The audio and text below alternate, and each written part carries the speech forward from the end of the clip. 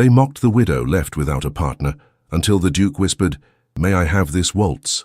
The chandeliers of Thornfield Hall cast their golden light upon the grandest ball of the season, illuminating the silk and satin of London's elite as they twirled across the polished floor.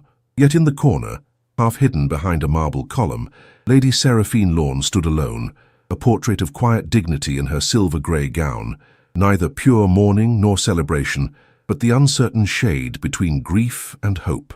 2 years a widow, she had finally accepted Lady Harwick's invitation, believing the time for seclusion had passed. How naive she had been to think society would welcome her return. The whispers began the moment she entered, growing bolder with each passing hour. "Too eager to shed her widow's weeds," Lady Ottilie Greythorne murmured behind her ivory fan, loud enough for Seraphine to hear. One might question if she ever truly mourned Captain Lorne at all. A ripple of delicate laughter followed, cutting through the music like glass. Seraphine gripped her copper-threaded fan tighter, the last gift from her husband before the sea claimed him. She would not give them the satisfaction of seeing her retreat. "To observe how she stands there, as though expecting an invitation to dance," another voice added. "Who would dare partner a woman whose husband vanished without a proper burial? It invites misfortune." The dance card hanging from her wrist remained pristine, unmarked by a single name. Each empty line was a public declaration of her isolation. Seraphine touched the high collar of her gown, a gesture of self-comfort she had developed in the long months of solitude. "Perhaps she believes a duke might rescue her from obscurity," Lady Ottilie continued, casting a meaningful glance toward the entrance where several titled gentlemen conversed. "Though I dare say even a second son of a baron would balk at claiming a widow with neither fortune nor family connections to recommend her." The orchestra paused between selections, and in that brief silence, Lady Ottilie's words carried across the ballroom. Several heads turned toward Seraphine, their expressions a mixture of pity and silent agreement. The copper threads in her fan caught the light as her fingers trembled. "I wonder," Lady Ottilie said, raising her voice slightly, "if she understands that a proper widow should know when she remains unwelcome in certain circles." The music resumed, a waltz of all things, and couples formed on the floor. Seraphine watched as gentlemen led their partners forward, the ladies' skirts billowing like clouds as they began to turn. The beauty of it pierced her heart, for it had been in just such a waltz that Captain Lorne had first held her hand, his eyes promising a lifetime of such dances, a lifetime that had lasted merely 3 years. The musicians played on, oblivious to her pain. Seraphine considered retreat, but where? The terrace would expose her to the biting January air, the refreshment room would force more unwanted conversation, and an early departure would confirm her defeat. She was trapped by propriety as surely as a butterfly pinned to velvet. Then the murmuring changed. A current of whispers swept through the ballroom, different from the malicious gossip of before. Heads turned toward the entrance, and even Lady Ottilie fell silent, her fan stilling mid-flutter. "The Duke of Ravensdale," announced the footman, his voice carrying over the hushed crowd. The music faltered as Duke Alaric Dragor entered the ballroom. Tall and commanding, he moved with the confidence of a man who needed no introduction. His austere black evening clothes contrasted sharply with the colourful plumage of the other gentlemen, the only adornment a silver pin in his cravat. A thin scar traced a line above his upper lip, rumoured to be from a duel fought in defence of his sister's honour years ago. Society had not seen him in London for nearly half a decade. His presence at Lady Harwick's ball was unexpected, a shock that momentarily eclipsed even the cruel sport of mocking a defenceless widow. "His Grace does not dance," Lady Ottilie informed her circle, recovering quickly. "Not since his return from the continent. They say he has sworn off all frivolous pleasures." Seraphine cared little for such gossip. The Duke's arrival had granted her a reprieve, however brief, from being the object of scrutiny. She used the moment to compose herself, straightening her shoulders and smoothing her skirts. Perhaps soon she might slip away, her absence unnoticed amid the excitement of a ducal appearance. The waltz continued, though many dancers faltered as they strained to observe the Duke's progress through the room. He acknowledged acquaintances with curt nods, his expression severe and unyielding. The crowd parted before him, eager yet hesitant, like waves retreating from an approaching storm. And then, inexplicably, his steely gaze found Seraphine. For a moment, she thought she had imagined it. Surely such a man had no reason to notice her, but his eyes remained fixed upon her face, unwavering and intent. The directness of his regard made her pulse quicken. No one had truly seen her since her husband's death. She had become invisible, a ghost in grey silk. The Duke changed direction, moving purposefully across the ballroom toward her corner.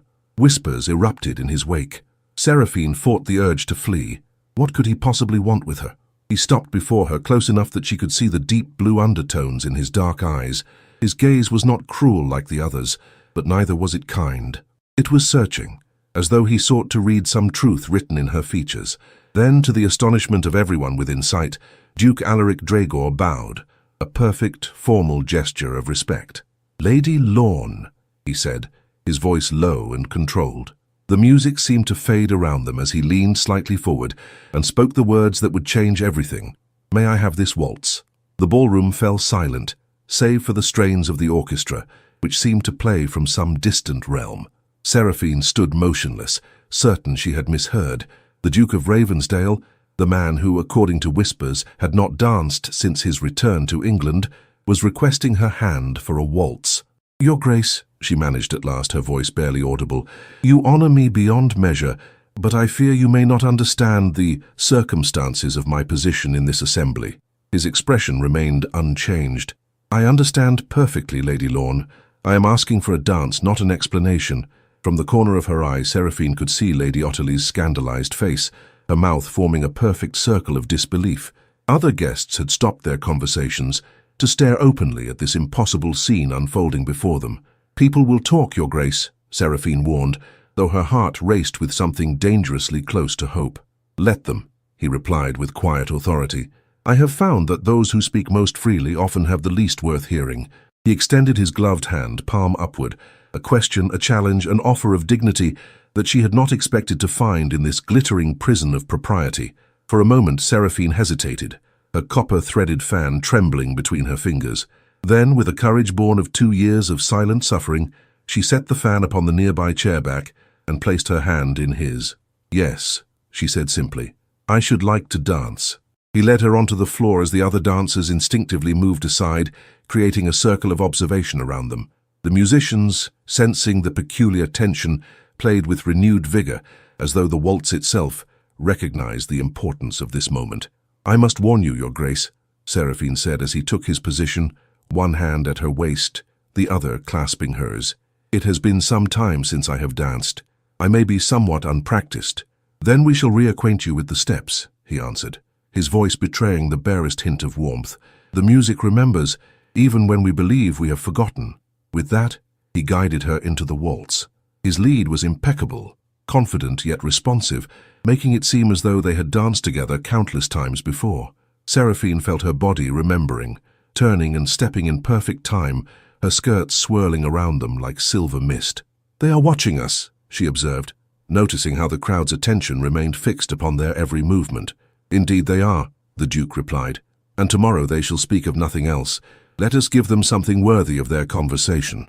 As they turned, Seraphine caught sight of Lady Ottily's sour expression, transforming into a brittle smile as she leaned toward her companions, no doubt already crafting new barbs for distribution. "Lady Greythorne appears distressed by our partnership," Seraphine noted, surprised by her own boldness. The Duke executed a flawless turn before responding.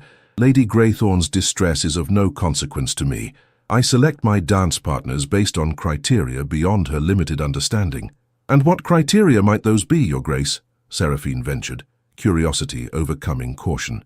His eyes met hers with unexpected directness. "Character, Lady Lorne, the quality that society most readily praises yet least truly values." They continued in silence for several measures, the music weaving around them like an enchantment. Seraphine became aware of a strange sensation in her chest, a lightness she had not experienced since before the news of her husband's ship had reached her. It was not happiness exactly, but perhaps its distant relation, the absence of active sorrow. "May I inquire as to why you singled me out, Your Grace?" she asked finally. "Surely there were many ladies who would have welcomed your attention." "Precisely," he said with a hint of irony. "Too many, and none standing alone with such composure amid undeserved scorn." The waltz carried them near Lady Harwick, their hostess, whose expression vacillated between social alarm and aristocratic calculation. As they turned away, the Duke continued, "I too know what it is to be the subject of speculation and judgment, Lady Lorne. Because of your absence from London? Because of my return, he corrected. Society forgets nothing and forgives less. Yet it lacks the courage to voice its accusations directly. They were nearing the end of the waltz. Seraphine felt a curious reluctance to have the dance conclude, knowing that once the music ceased, reality would reassert itself, and reality had been unkind these past 2 years. "What shall I do when the music ends, Your Grace?" she asked, the question escaping before she could reconsider its impropriety. Something changed in his stern countenance, not a smile, but perhaps an acknowledgement of their shared understanding of social battlefields. "When the music ends, Lady Lorne, you will curtsy. I shall bow, and together we shall demonstrate that dignity requires no validation from those who lack it themselves." The final notes of the waltz sounded, and true to his word, they completed the customary gestures with perfect form. The Duke offered his arm, which she accepted, and he escorted her from the dance floor with measured steps. As they passed Lady Ottilie's circle, he paused, addressing the group with cold precision. "Ladies, I trust you have enjoyed the spectacle. Allow me to introduce you properly to Lady Seraphine Lorne, widow of Captain James Lorne of the Royal Navy, who gave his life in service to the Crown during the typhoon of '48. A man of valor, married to a woman of equal courage." Lady Ottilie's face flushed crimson. "Your Grace, we are all acquainted with Lady Lorne's circumstances." "Evidently not," he replied, his tone making the temperature of the room seem to drop several degrees. "For if you were truly acquainted with Lady Lorne's character, you would address her with the respect her fortitude commands." Without waiting for a response, he turned to Seraphine. "I believe some refreshment might be welcome after our dance. Would you permit me to escort you to the terrace? I find the air inside grows somewhat stifling." Seraphine met Lady Ottilie's stunned gaze with calm dignity. "Indeed, Your Grace. I should appreciate both the refreshment and the company." As he led her away, the buzz of conversation resumed behind them, louder and more frantic than before. Seraphine realized that by morning her name would feature in drawing rooms across London, not as an object of pity, but as the mysterious widow who had drawn the Duke of Ravensdale back into society's dance. The terrace opened before them like a sanctuary, its stone balustrades gleaming silver in the winter moonlight. A few gas lamps cast pools of warm illumination, but the guests who might have sought the night air had retreated indoors to witness the aftermath of the Duke's unprecedented waltz. For the moment, Seraphine and the Duke were quite alone beneath the star-scattered sky. A chill breeze stirred the air and Seraphine suppressed a shiver. Without comment, the Duke removed his evening coat and placed it around her shoulders, a gesture that would raise eyebrows even higher were it observed. "Your Grace, I cannot," she began. "You can and you shall," he interrupted firmly. "Pneumonia would be a poor reward for your courage this evening." The weight of the fine wool enveloped her, still warm from his body, and carrying the faint scent of cedar and something less definable, perhaps the essence of authority itself. The coat was far too large, making her appear even more delicate within its folds, yet she found herself drawing it closer rather than protesting further. "Thank you," she said simply, both for the coat and for what had transpired on the dance floor. "Though I fear your kindness may cost you considerable social capital." He made a dismissive sound, more exhalation than laugh. "Social capital, as you term it, holds value only to those who need society's approval. I assure you I do not." They walked to the balustrade, where London spread before them in a tapestry of lamplit streets and shadowed squares.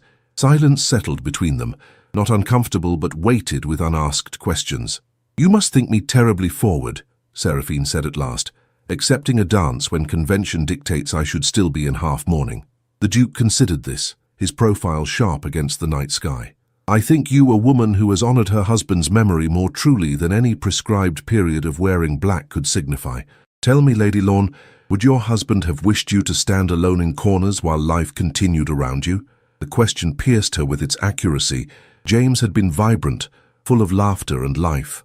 "No," she answered honestly, "he would have hated it. He once told me that if fate should ever separate us, he would expect me to dance at every opportunity, for both of us." "A wise man," the Duke observed, "and yet, until tonight, you have not followed his counsel." Seraphine traced a finger along the cold stone railing. "It was not for lack of desire to honor his wishes, but one cannot dance without a partner, Your Grace, and none have been forthcoming. Because of whispers about ill fortune? Because of your lack of dowry or powerful family connections? Society's values are gravely disordered. Yet you yourself have avoided society's dances until tonight," she noted. "Might I ask what changed?" The Duke's gaze remained fixed on the distant horizon. Perhaps I recognized a kindred spirit, someone else who understands that the most difficult battles are often fought in ballrooms rather than battlefields. From within the house, the music changed, another waltz beginning. As if the orchestra sought to recapture the magic of what had just transpired, the notes drifted through the terrace doors, a reminder of the world they had momentarily escaped. "Will you return to the ball, Your Grace?" Seraphine asked, suddenly aware that she might be detaining him from more important social obligations. "Eventually," he replied, "when I am certain you no longer require a shield against wagging tongues." His directness startled her. "Is that what you believe you are? A shield?" The Duke turned to face her fully, his expression grave in the lamplight. "For tonight, perhaps. But shields merely deflect. They do not eliminate the threat. What you truly require, Lady Lorne, is restoration to your rightful place in society, not as an object of pity or scorn, but as a woman of substance and character. And how might that be accomplished?" she asked, attempting to keep her tone light despite the sudden intensity of his gaze. "Through consistent, visible patronage from someone whose position cannot be questioned," he stated matter-of-factly. "Someone like myself." Seraphine drew back slightly, caution overcoming gratitude. "Your Grace, while I appreciate your gallantry this evening, I cannot accept ongoing charity. I have managed these 2 years without a protector." "Managed," he repeated, the word hanging in the air between them. "Is that what you wish for your future? To merely manage?" Before she could formulate a response, the terrace doors opened. Lady Harwick emerged, her expression a studied mixture of concern and propriety. "Your Grace, Lady Lorne," she greeted them with a forced smile. "I was beginning to worry. The night air is quite severe."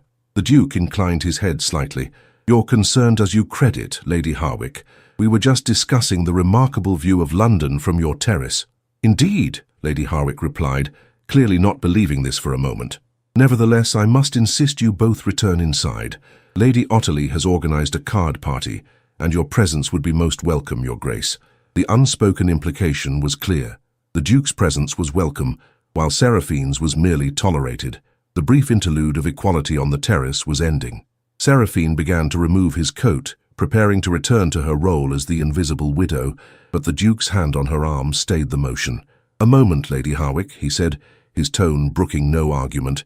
"Before we rejoin your excellent gathering, I have a matter to discuss with Lady Lorne." Their hostess hesitated, clearly torn between curiosity and the impropriety of leaving them unchaperoned. The Duke solved her dilemma neatly. "Pray, give us 2 minutes. You may observe from the doorway if propriety demands it." Recognizing defeat, Lady Harwick retreated to the threshold, remaining in sight but, thankfully, out of earshot. The Duke turned back to Seraphine, his expression softening almost imperceptibly. "Lady Lorne, I shall speak plainly. I require your assistance in a matter of some delicacy." "My assistance?" Seraphine echoed, bewildered. "What possible help could I offer to the Duke of Ravensdale?" "I have returned to London with a purpose. My younger sister, Lady Alara, will make her debut this season after years in the country. She will need guidance from a woman of impeccable character and resilience, qualities you possess in abundance." Seraphine blinked in surprise. "But surely Lady Alara has relatives or your own connections." "Lady Alara has no mother, and our female relations are either too elderly or too concerned with their own daughter's prospects to give her the attention she deserves." His voice remained steady, but Seraphine detected a note of genuine concern. "I would consider it a personal favor if you would agree to assist in her introduction to society." Understanding dawned slowly. This was not charity, it was an exchange.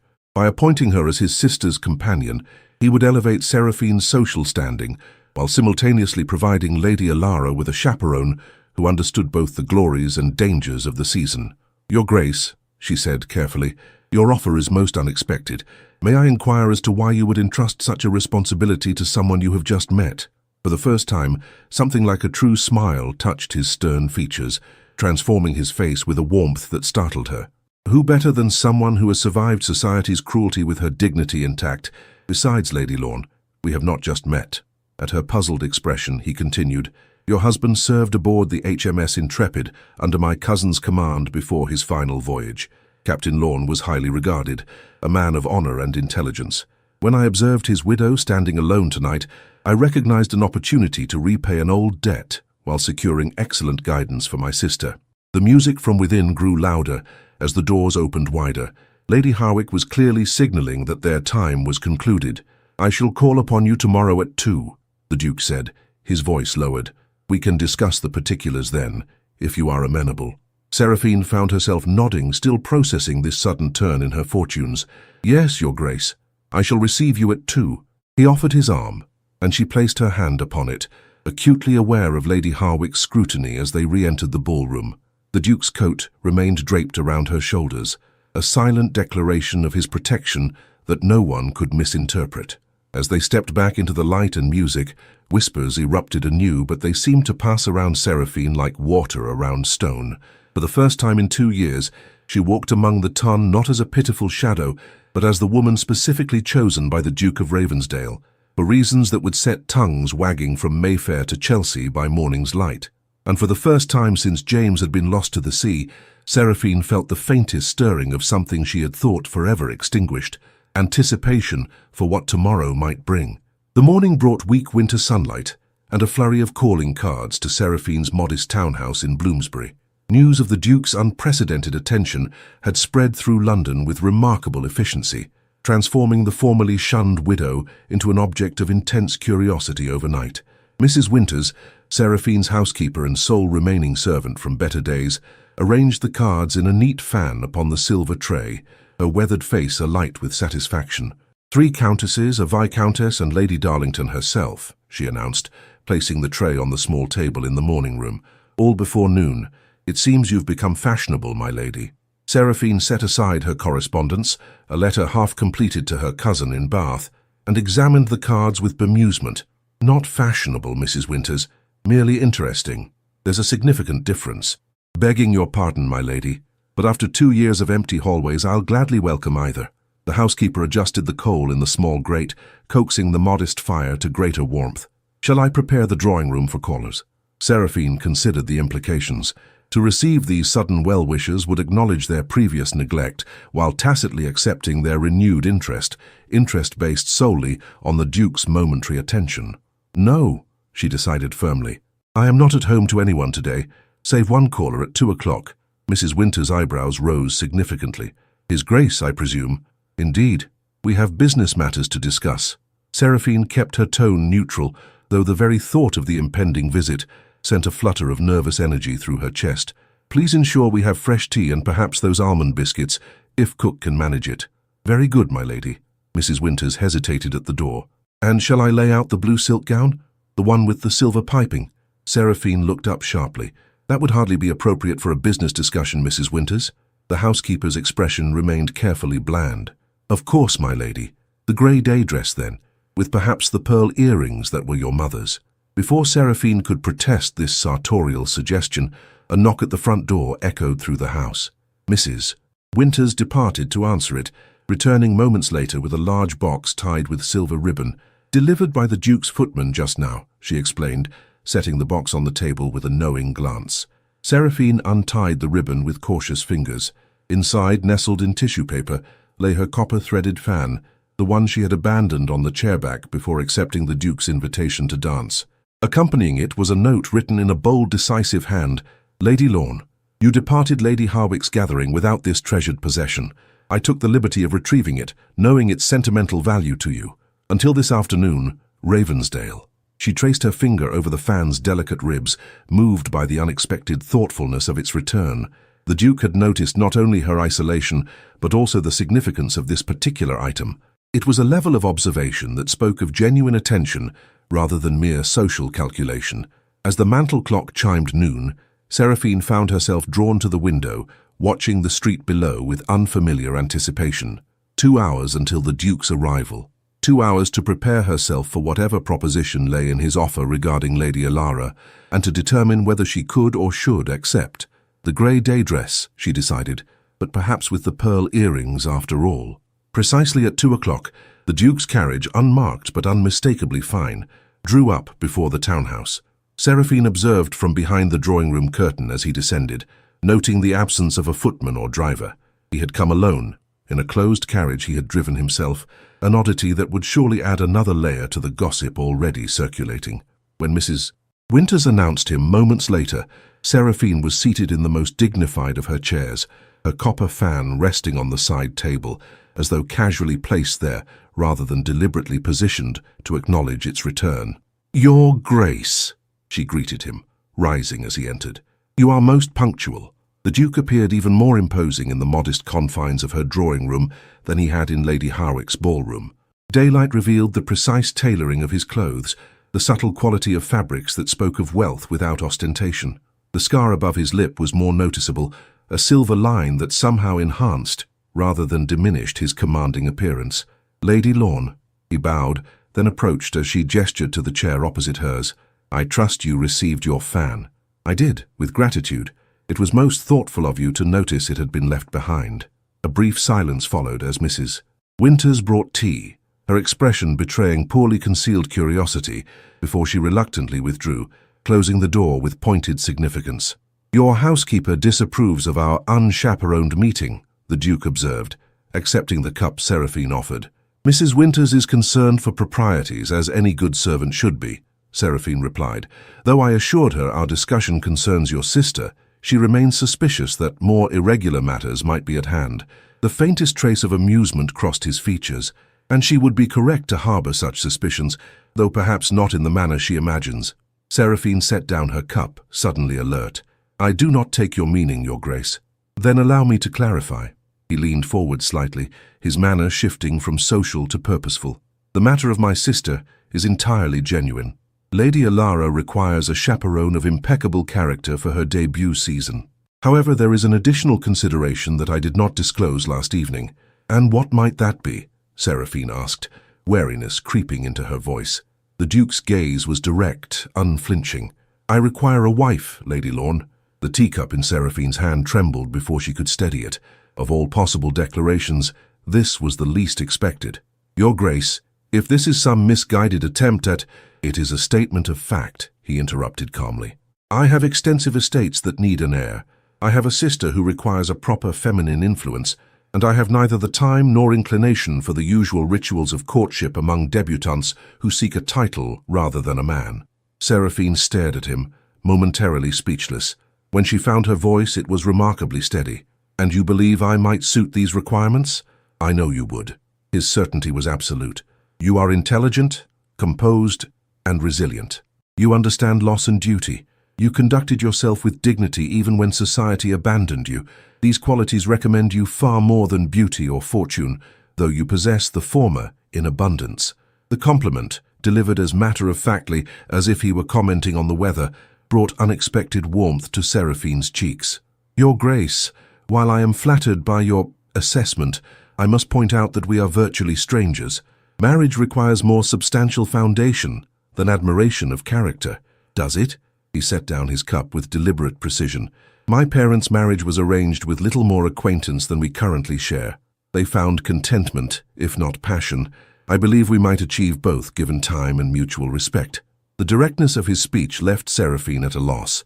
Such plainness might be considered offensive from another man, yet from him it seemed a courtesy, a refusal to dress truth in the gauzy veils of social pretense. "You speak of this as though it were a business arrangement," she said finally. "All marriages are at their core. The difference lies in what commodities are exchanged." He paused, studying her reaction. "I offer security, position, and respect. You would provide companionship, intelligent management of my household, and guidance for my sister. Affection may develop naturally, but it need not be prerequisite." Seraphine rose, needing physical distance to process his extraordinary proposal. She moved to the window, gazing at the street below without really seeing it. "And if I were to decline this arrangement? Then you would remain Lady Lorne, and I would still request your assistance with my sister's debut, though it would be more complicated to arrange without the sanction of marriage." His voice remained level, betraying neither disappointment nor pressure. "The choice is entirely yours, and I require no immediate answer." She turned back to face him, searching his expression for any hint of mockery or deceit. Finding none, she asked the question that troubled her most. "Why me, Your Grace? London abounds with eligible ladies of higher birth and greater fortune." For the first time since entering her drawing room, the Duke hesitated, as though carefully considering his response. "Lady Lorne, Seraphine, if I may, do you believe that choices of consequence should be made on impulse or calculation?" The shift to her Christian name startled her, yet she found she did not object to the intimacy it implied. "I believe the best decisions arise from both heart and mind working in harmony." "Precisely." He nodded, seemingly pleased with her answer. "My interest in you began as calculation.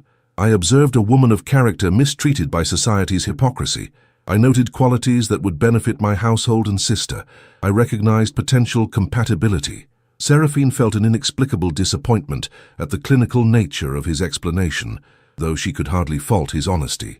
"However," he continued, his voice softening almost imperceptibly, "last night when you placed your hand in mine for that waltz, calculation gave way to something less definable. You moved with grace, despite your fear. You spoke with honesty, despite years of being silenced. You exhibited courage when others would have retreated."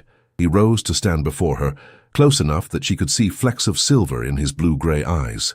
"I find myself drawn to you, Lady Lorne, in ways that surpass practical considerations. That is the impulse beneath the calculation." The confession, delivered in his measured tone, affected her more profoundly than any passionate declaration might have done. It spoke of a man who recognized his own feelings with the same clarity he applied to business matters, and who valued her enough to express them plainly. "I see," she murmured, unsure how to respond to such directness. "Do you?" The Duke's gaze remained steady on hers. "Then perhaps you also see why I cannot offer you pretty words or romantic gestures. I am not fashioned for such things. What I offer instead is honesty, respect, and the promise that you would never again stand alone in a corner while others whispered behind their fans." The image he conjured, of herself abandoned at the edges of glittering ballrooms, struck Seraphine with painful accuracy. For 2 years she had endured such isolation, her grief compounded by social rejection. The Duke offered not merely escape but elevation, not just security but vindication. Yet at what cost to her independence? Limited though her circumstances were, they were hers alone. Marriage would place her fate in another's hands, hands belonging to a man whose reputation for austere control preceded him throughout London. "Your Grace, Alaric," he corrected gently. "If we are to consider joining our lives, we might at least address each other by name in private." "Alaric," she amended, the name foreign yet not unpleasant on her tongue. "I must ask, would this be a true marriage in all aspects?" A flash of something like admiration crossed his face at her forthrightness. "It would. I desire an heir, and I find you exceedingly appealing, Seraphine." The way he spoke her name, deliberate, almost caressing the syllables, sent an unexpected warmth through her that had nothing to do with the meager fire in the grate. "That said," he continued with characteristic directness, "I would never demand what you are unwilling to give. Ours would be a partnership, founded on mutual consent in all matters." Seraphine found herself studying his hands, strong, capable hands that had held hers with perfect pressure during their waltz, hands that might in another life cradle a child. Their child. The thought was both terrifying and strangely alluring. "You require time to consider," he stated rather than asked. "That is sensible. I shall call again in 3 days for your answer. Until then, I ask only that you reflect on this. What future do you envision for yourself if you decline?" The question hung in the air between them, unanswered because they both knew the truth. Without family or fortune, her prospects were bleak. At best, she might secure a position as a paid companion to some elderly relation. At worst, her modest savings would eventually dwindle, forcing her to seek lodgings of decreasing respectability until she vanished entirely from society's notice. 3 days, she agreed quietly, though I wonder if a lifetime would be sufficient to fully consider such a proposition. Something close to a smile touched his lips. "A lifetime is precisely what I am offering, Seraphine. But 3 days will suffice for the initial decision." He moved toward the door, then paused, turning back with an afterthought. "My sister arrives in London tomorrow. Regardless of your answer regarding marriage, would you be willing to meet her? Elara has spent too many years in country isolation. She could benefit from your counsel, even if given in friendship rather than as family." The request seemed so reasonable, so separate from the weightier question of marriage, that Seraphine found herself nodding. "Of course, I should be pleased to make her acquaintance." "Excellent. I shall bring her to call at 11. He hesitated, then added, "She knows nothing of my intention to remarry. I would prefer to address that matter only after your decision has been made." With that clarification, he bowed formally, the intimate moment having passed. "Until tomorrow, Lady Lorne. Until tomorrow, Your Grace." After he departed, Seraphine remained motionless in the center of her drawing room, the echo of his voice lingering in the suddenly empty space. What had just transpired seemed scarcely believable, that the Duke of Ravensdale, one of England's most eligible bachelors, had offered marriage to a widow of modest means and connections. Not out of love, she reminded herself firmly, out of practicality, with perhaps a touch of attraction. Yet wasn't that more honest than the pretty falsehoods most marriages were built upon? Mrs. Winters entered to clear the tea service, her expression alight with barely suppressed curiosity. "Shall I be preparing for changes in the household, my lady?" she inquired. With the license granted by 20 years' loyal service, Seraphine looked at her housekeeper, at the room with its faded elegance, at the copper fan that had returned to her by the Duke's attentiveness. 3 days to decide between continued independence in genteel poverty or a duchess's coronet, with all its privileges and constraints. "Perhaps," she answered softly. "We shall see what tomorrow brings." Tomorrow brought Lady Elara Dregor, who proved to be nothing like the timid country Miss Seraphine had anticipated. At precisely 11, the Duke's carriage arrived carrying not only himself but a young woman, whose vibrant presence seemed to fill Seraphine's modest drawing room the moment she entered. "Lady Lorne," Elara exclaimed, extending both hands in greeting as though they were already intimate friends. "My brother has spoken of you with such admiration that I feel we are acquainted already. You must call me Elara, for I detest formality among friends, and I am certain we shall be the greatest of friends." Seraphine found herself smiling in genuine response to the girl's warmth. At perhaps 18, Elara possessed her brother's striking coloring, the same dark hair and blue-grey eyes, but where his features were stern, hers danced with animation. She was not conventionally beautiful, but her vivacity rendered her captivating nonetheless. "I am pleased to meet you, Lady Elara," Seraphine replied, accepting the offered hands. "Your brother speaks highly of you as well." "Alaric exaggerates my virtues and minimizes my faults," Elara said, with a conspiratorial glance toward her brother, who stood watching their interaction with uncharacteristic softness in his expression. "He believes me more accomplished than I am, and less willful than I truly am." "I believe you precisely as willful as you are," the Duke countered dryly. "Which is why I sought Lady Lorne's guidance for your debut. Someone must ensure you do not scandalize all of London within a fortnight." Elara laughed, a bright, uninhibited sound that seemed to transform the usually somber drawing room. "You see, Lady Lorne, he thinks me half wild when I am merely enthusiastic. 5 years confined to Thornwick Abbey would make anyone eager for society." Seraphine glanced at the Duke, noting the subtle tightening around his mouth at the mention of Thornwick. There was history there, something painful that lay beneath his sister's light tone. "Please be seated," Seraphine offered, gesturing to the chairs arranged before the fire. "And I believe we might dispense with formality, as you suggested. You must call me Seraphine." "Seraphine," Elara repeated with evident pleasure. "What a lovely name. Is it French in origin? I adore everything French, though Alaric insists Paris is overrated. Of course, he finds most things overrated except for books and horses." The Duke settled into a chair, observing his sister's enthusiasm with what appeared to be equal parts exasperation and fondness. "Elara, perhaps allow Lady Lorne, Seraphine, a moment to respond before charging ahead with 10 more observations." "Oh, yes, of course. I do tend to rush conversation, don't I? Mrs. Finch, my governess, always said my tongue moved faster than propriety allowed." Elara smoothed her skirts, making a visible effort to compose herself. "I apologize, Seraphine. Country isolation has left me rather unskilled in proper discourse."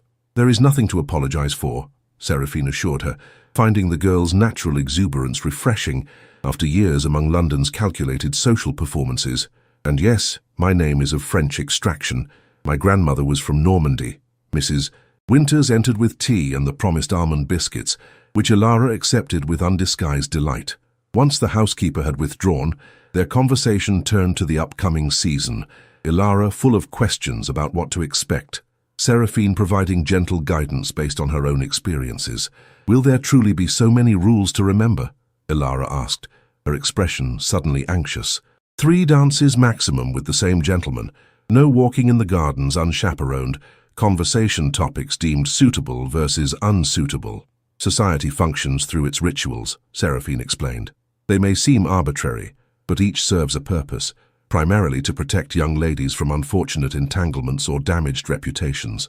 "But they sound terribly restrictive," Elara protested, "almost designed to prevent genuine connection." The Duke, who had remained largely silent during their exchange, spoke up. "That is precisely their purpose, Ilara. Society is not structured to encourage genuine emotion, but rather advantageous alliances." Something in his tone, a subtle bitterness perhaps, caught Seraphine's attention. For a man proposing marriage based on practical considerations, he seemed oddly critical of the very system that facilitated such arrangements. "Not all matches made within society's rules lack genuine feeling," Seraphine offered carefully. "The structures exist to prevent hasty decisions, but they need not preclude authentic attachment." "Did you find that to be true in your own experience?" the Duke asked, his gaze intent upon her face. The personal nature of the question might have seemed impertinent from another, but from him, it felt like a continuation of their previous candor. "I did," Seraphine answered honestly. "James and I met at Lady Westmoreland's musicale. We observed every propriety during our courtship, yet our affection was no less real for having developed within society's bounds." Ilara leaned forward eagerly. "How romantic! Was it love at first sight? Did you know immediately that he was the one?" Seraphine smiled at the girl's enthusiasm. "Not immediately, no. He was a naval officer, handsome in his uniform and possessing excellent manners, but I had met many such gentlemen. It was only later, during a conversation about poetry, that I glimpsed the mind behind the manners. That was when my interest truly began." "The mind behind the manners," the Duke repeated thoughtfully. "An apt phrase. Too often society judges the latter, while ignoring the former." "Precisely why I dread all these rules," Ilara sighed. "How am I to discover anyone's true character when conversation is limited to weather and the latest operatic performance?" "There are ways," Seraphine assured her. "Observe how a gentleman treats those he considers beneath him. Servants, elderly relations, wallflowers at a ball. Note whether he listens or merely waits to speak, and pay particular attention to his behavior when he believes himself unobserved." The Duke's eyebrows rose slightly. "Sage advice that few chaperones would think to offer.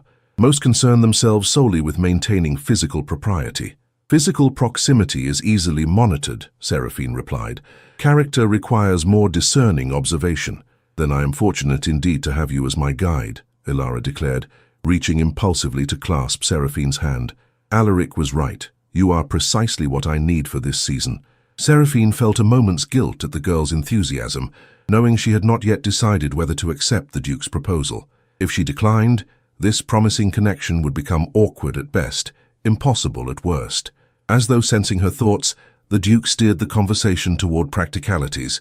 "Lady Lorne has graciously agreed to advise you, Ilara, but the specific arrangements remain to be determined.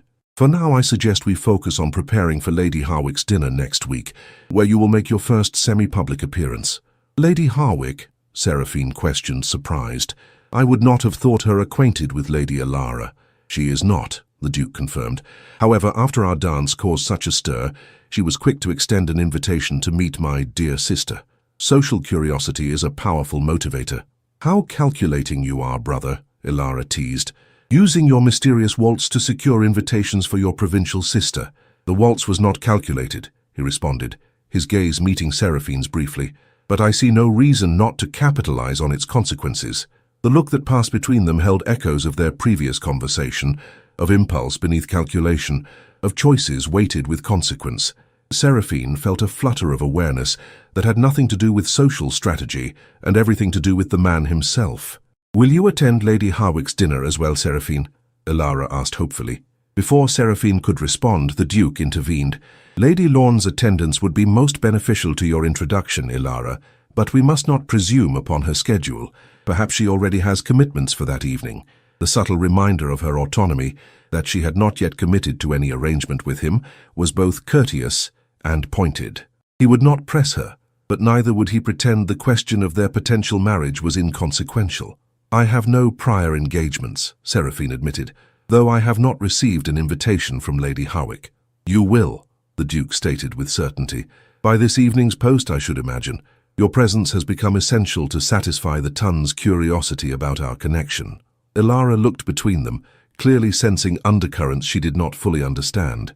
"Is there a particular reason Lady Harwick would be curious about your acquaintance? Beyond the waltz, I mean?" A moment of silence followed, as Seraphine and the Duke exchanged glances, neither quite willing to fabricate an explanation nor ready to reveal the truth. "Your brother was kind enough to rescue me from an awkward situation," Seraphine finally offered. Society finds such gallantry noteworthy, especially from someone of his standing. Ilara's eyes widened with interest. Was it very romantic? Like something from a novel? The Duke cleared his throat. It was a simple courtesy that society, in its endless appetite for drama, has chosen to exaggerate. Now, shall we discuss more pressing matters, such as your wardrobe for the season? I understand certain purchases will be necessary. The deliberate change of subject was successful. Ilara immediately launched into an enthusiastic inventory of her existing gowns and their deficiencies for London society. As she spoke, Seraphine found herself studying the Duke, noting how he listened to his sister's chatter with genuine attention despite its mundane subject matter. It revealed a patience and tenderness at odds with his austere public persona. When Ilara paused for breath, the Duke seized the opportunity to advance his agenda. Lady Lorne's guidance would be invaluable in selecting appropriate attire. Perhaps you might accompany Ilara to the modiste tomorrow, if your schedule permits. The request was ostensibly directed at assisting his sister, yet Seraphine recognized it as a strategic move in their private negotiation. By involving her in Ilara's preparations, he was offering a glimpse into the life that awaited, should she accept his proposal, a life of purpose and connection after years of isolation. I would be delighted, Seraphine found herself saying, despite her unresolved decision. Madame Laurent on Bond Street is discreet yet fashionable. We could visit her establishment at 11 if that suits. Ilara clapped her hands in delight. Oh yes, Alaric promised I might have new gowns, but I confess I had no notion where to begin. You are an absolute angel to assist me, Seraphine. The Duke's expression softened as he observed his sister's happiness. It is settled then. I shall have the carriage bring Ilara to you tomorrow morning. His gaze shifted to Seraphine, warming subtly. Your kindness is most appreciated. The words were conventional, but his tone conveyed deeper meaning. Gratitude not merely for assisting Ilara, but for considering his unconventional proposal with an open mind. In that moment, Seraphine realized the magnitude of what he offered, not just security or status, but partnership with a man capable of profound devotion, as evidenced by his care for his sister. As their visit concluded, and the Dragors prepared to depart, Ilara embraced Seraphine impulsively. I feel certain we shall become the best of friends, the girl whispered. Alaric has excellent judgment in most things, but especially in people. The Duke offered a more restrained farewell, bowing over Seraphine's hand with formal correctness. Yet as he straightened, he spoke quietly enough that only she could hear. 2 days remain. Consider not only what you would gain, but what we might build together. Long after their carriage had disappeared down the street, Seraphine stood at her window, his words echoing in her mind. What they might build together. Not a transaction, but a creation. Not merely a practical arrangement, but a shared future. For the first time since receiving his extraordinary proposal, Seraphine allowed herself to imagine saying yes. The morning dawned bright and crisp, a welcome respite from London's typical winter gloom. Seraphine woke early, her thoughts immediately turning to the day ahead, shopping with Lady Ilara, followed by another night of deliberation regarding the Duke's proposal. Tomorrow she would give her answer, irrevocably altering the course of her life regardless of which path she chose. Mrs.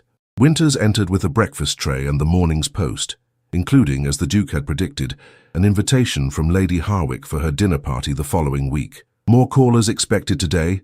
The housekeeper inquired, drawing back the curtains to admit the winter sunlight. Lady Ilara Dragor will arrive at 10:30, Seraphine replied, examining Lady Harwick's ornate invitation with wry amusement. Just days ago the woman had barely acknowledged her presence. Now she wrote as though they were intimate acquaintances. We shall be visiting Madame Laurent's establishment on Bond Street. I'll have your blue pelisse brushed and ready, Mrs. Winters said, nodding with approval. A fine day for you to be seen in society again, my lady, and in such distinguished company.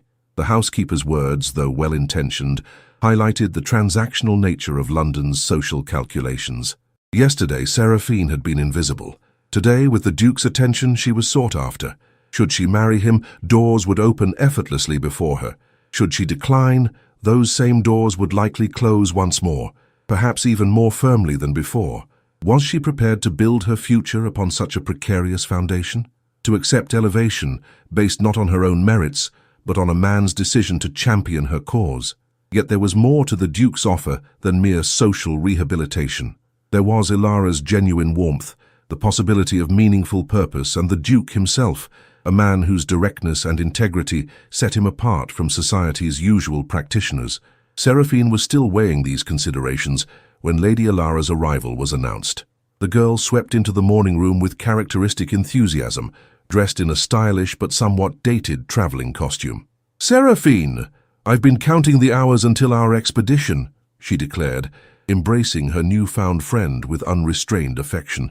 "Alaric gave me an absolutely scandalous allowance for new gowns. He said proper attire is an investment in my future, though I suspect he simply wishes to ensure I don't embarrass him at Lady Harwick's dinner." Seraphine smiled, charmed by Alara's candor. "I'm certain your brother wants you to feel confident in your appearance. First impressions carry significant weight in London society. So I've been told repeatedly," Alara said, rolling her eyes good-naturedly. "Alaric has lectured me thoroughly on the importance of conducting myself with appropriate dignity, as if I planned to swing from the chandeliers or challenge gentlemen to sword fights." The mental image was so absurd that Seraphine laughed aloud, a spontaneous sound she scarcely recognized as her own. How long had it been since genuine mirth had escaped her lips? Not since James's death, certainly. "Do you know," she said, still smiling, "I believe your brother fears precisely such scenarios. He strikes me as someone who anticipates catastrophe in order to prevent it." Ilara's expression softened with affection. "He does worry excessively. Our parents' deaths left him with responsibilities beyond his years, and then there was the business with—" She stopped abruptly, a shadow crossing her animated features. "But that's ancient history. Shall we depart for Madame Laurent's? I'm positively desperate to see what London modistes consider fashionable these days." The sudden shift suggested painful memories that Ilara was not ready to share. Seraphine did not press, merely gathering her police and reticule. "Indeed we shall. Madame Laurent creates the most exquisite evening gowns, though her prices reflect her popularity." "Alaric said cost was no object," Ilara replied, her spirits rebounding quickly. "In fact, he specifically mentioned that you should consider selecting something for yourself as well, as a token of gratitude for your assistance."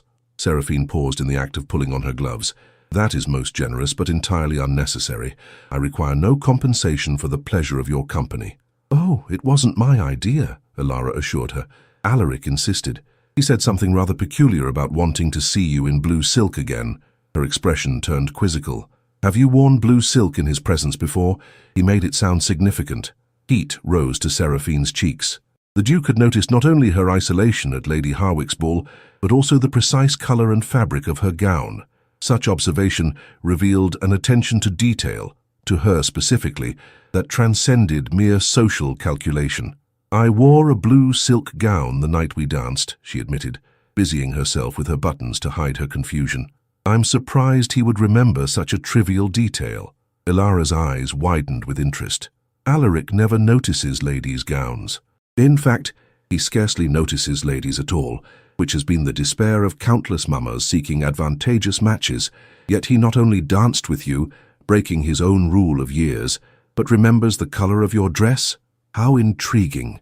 The girl's tone held playful speculation that made Seraphine increasingly uncomfortable. How much had the Duke shared with his sister regarding their potential arrangement? Did Ilara suspect the true nature of their connection, or did she simply see romantic possibilities where none might exist? "I believe your brother was being polite," Seraphine said carefully. "Now shall we depart? Madame Laurent's establishment will be busy at this hour, and we should secure her attention early." The Duke's carriage awaited them outside, an elegant conveyance with the Ravensdale crest discreetly emblazoned on its doors. The footman assisted them inside with proper deference, and Seraphine found herself noting the quality of the equipage, the fine leather upholstery, the subtle yet luxurious appointments. This too would be part of her life should she accept the Duke's proposal. As they travelled toward Bond Street, Ilara chatted happily about her expectations for the season, the balls she hoped to attend, the sights of London she wished to experience, the friendships she anticipated forming. Her enthusiasm was contagious, reminding Seraphine of her own excitement before her first season 8 years earlier. "You must think me terribly provincial," Ilara said suddenly, breaking off her description of a particularly anticipated musicale. "Alaric says my country upbringing shows in my excessive enthusiasm." "Your enthusiasm is refreshing," Seraphine assured her. "Society can be coldly calculating. genuine delight in simple pleasures is a rare and precious quality. Ilara studied her with unexpected seriousness. You understand, don't you, what it means to stand outside the circle, observing rather than participating? That's why Alaric was drawn to you. The observation was startlingly perceptive from one so young and seemingly sheltered. What makes you say that? Seraphine asked carefully. Because my brother, too, has always been an observer, rather than a participant. Ilara's usual animation gave way to thoughtful reflection. Even before the scandal forced our retreat to Thornwick, Alaric preferred the edges of ballrooms to their centres. He watches, assesses, and rarely engages unless absolutely necessary. A scandal? Seraphine echoed before she could stop herself. Ilara's eyes widened. He hasn't told you about the duel and why we left London 5 years ago. We have not discussed his past, Seraphine admitted, both curious and concerned about what she might learn. Nor did I wish to pry into matters he might prefer to keep private. Ilara bit her lip, suddenly looking younger than her 18 years. Perhaps I shouldn't have mentioned it. Alaric is intensely private about that period. But if you and he are to be— She hesitated, searching for the right word. Friends, then you should understand why some in society still regard him with suspicion. Seraphine remained silent, unwilling to press for confidences that might betray the Duke's trust, yet equally unwilling to discourage Ilara from sharing what might prove vital information for her decision. The carriage is slowing, Ilara observed, glancing out the window. We've arrived at Bond Street. Shall we continue this conversation later, perhaps over tea after our shopping is complete, if you believe it appropriate? Seraphine replied cautiously. I would never wish to intrude upon family matters. Ilara reached across to squeeze her hand. You don't intrude, you illuminate. Already I feel as though I've known you for years rather than hours. Alaric was right about you, as he so often is about people, if rarely about himself. Madame Laurent's establishment proved every bit as exclusive as Seraphine had promised. The French modiste, a formidable woman of indeterminate age, initially greeted them with cool politeness that warmed considerably upon learning Ilara's identity. The Duke of Ravensdale's sister, but of course we shall create an entire trousseau worthy of your debut, she declared, ushering them into a private salon where champagne and delicate pastries awaited. His Grace's patronage is most welcome. And Lady Lorne, how delightful to see you in my humble establishment once more. Seraphine doubted Madame Laurent found anything humble about her fashionable premises, but she merely smiled and allowed the woman to fawn appropriately.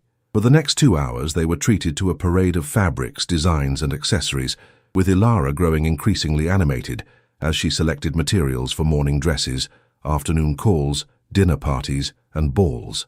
What do you think of this silk for Lady Harwick's dinner? She asked, holding a length of emerald green against her dark hair. Too bold for a first appearance? The colour suits you admirably, Seraphine replied, but perhaps in a slightly more subdued shade for this particular occasion. Lady Harwick's dinners tend toward formal elegance rather than dramatic display. Madame Laurent immediately produced a softer sage green that retained the flattering tone while conforming to more conservative tastes. Perfect for a young lady's introduction to society, she pronounced, with silver embroidery at the bodice and perhaps a touch of darker green ribbon as accent. As Ilara consulted with Madame's assistant regarding specific design elements, the modiste turned her attention to Seraphine. And for you, Lady Lorne, His Grace mentioned you might select something as well. Perhaps this celestial blue silk? It would complement your complexion magnificently. Seraphine hesitated, torn between pride and practicality. The blue silk was indeed beautiful, a shade that reminded her of summer skies, with a subtle sheen that caught the light exquisitely. As a duchess, such fabrics would be her due. As a widow of limited means, they represented an extravagance she could ill afford, even as a gift. His Grace is most generous, she said carefully, but I could not possibly— Alaric would be positively wounded if you refused, Ilara interrupted, returning from her consultation. Besides, Madame Laurent has already set aside the fabric at his specific instruction, something about replacing a gown you've outgrown with one more worthy of your current station. The words might have seemed presumptuous, even offensive, had they come from anyone but Alaric Dragor. From him, they were simply characteristic directness, addressing practical matters without social pretense. He had observed her wearing an outdated gown and sought to remedy the situation in the most efficient manner possible. In that case, Seraphine conceded, I should not wish to disappoint His Grace, though a simpler design would be preferable. Madame Laurent's eyes gleamed with professional challenge. Simple yet elegant. Perhaps a modified Grecian style with draping that accentuates your figure without ostentation. For Lady Harwick's dinner, I presume. Before Seraphine could correct this assumption, Ilara clapped her hands enthusiastically. Yes, we shall attend together. A perfect opportunity to introduce the gown and confound those who whispered about Seraphine at the last ball. Ilara, Seraphine began cautiously, your brother and I have not yet finalized any arrangements regarding your chaperoning duties, I know, Ilara interrupted smoothly, with a significant glance that suggested they should not discuss personal matters before the modiste. But surely attending the dinner together would be sensible regardless, unless you've reconsidered assisting me entirely. The question was posed lightly, but Seraphine detected genuine anxiety beneath Ilara's breezy manner. The girl had formed an attachment with surprising speed, and now feared rejection, a vulnerability Seraphine understood all too well from her own years of social isolation. Of course I haven't reconsidered, she assured Ilara. I shall be delighted to accompany you to Lady Harwick's dinner, regardless of other considerations. Relief softened Ilara's features. Excellent. Then the blue silk is decided. Madame Laurent, when might we expect delivery of our gowns? The dinner is merely 8 days hence. For the Duke of Ravensdale's sister and special friend. We shall work miracles, my dear Lady Ilara. Your gowns will be ready for final fitting in 6 days, with delivery the morning of the dinner party. As they concluded their business and prepared to depart, Seraphine found herself wondering at Madame Laurent's choice of words. Special friend implied a relationship already established in the public mind, a connection beyond casual acquaintance, but not yet formalized through engagement or marriage. Had the Duke deliberately fostered such an impression, or was it merely the natural conclusion drawn from their waltz and subsequent association? Once settled back in the carriage, Ilara's expression turned serious once more. About our interrupted conversation, she began hesitantly. I promised to explain about the scandal that drove us from London. Seraphine studied the younger woman's troubled features. Only if you feel it appropriate, Ilara. I would never wish to cause you or your brother discomfort. Ilara drew a deep breath. 5 years ago, when I was barely 13, a certain Viscount Harlow began paying particular attention to me at social gatherings. I was flattered by his interest. He was handsome, titled, and seemed genuinely kind. What I failed to recognize in my childish naivety was that his attentions were grossly inappropriate, given our respective ages and positions. A chill ran through Seraphine as she began to understand the nature of the scandal. Ilara, you need not— Please, the girl interrupted quietly. You should know this if you are to be part of our lives in any capacity. Seraphine nodded, allowing her to continue. Alaric discovered Harlow attempting to lure me into Lord Westmoreland's conservatory during a musicale. Words were exchanged, accusations made. Harlow claimed I had encouraged his attentions, a lie that nonetheless found fertile ground among gossips eager for scandal. Honor demanded satisfaction, and Alaric called him out. A duel, Seraphine murmured, the Duke's scar suddenly taking on new significance. Ilara nodded grimly. Pistols at dawn in Richmond Park. Harlow's shot grazed Alaric's face.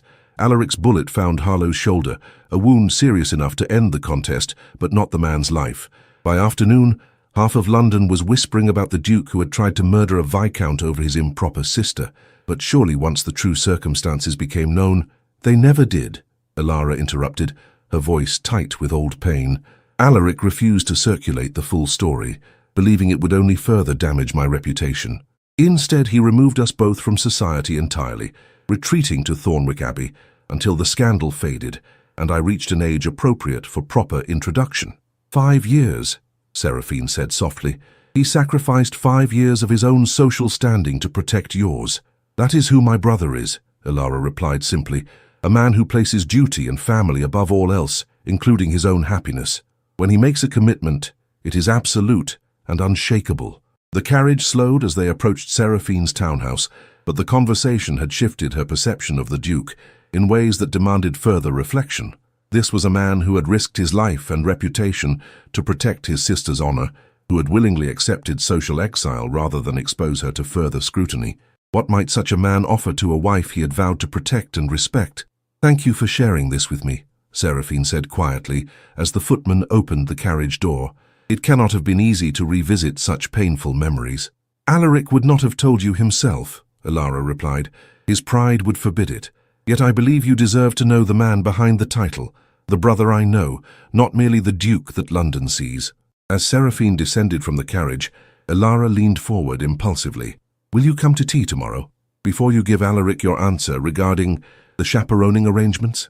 The phrasing confirmed Seraphine's suspicion that Elara knew, or at least strongly suspected, the true nature of her brother's proposal. Yet the girl asked for tea, not an acceptance, or connection, regardless of Seraphine's ultimate decision. "I should be delighted," Seraphine replied sincerely. "Shall we say 3 o'clock?" "Perfect." Elara's smile returned in full force. "Until tomorrow then, Seraphine."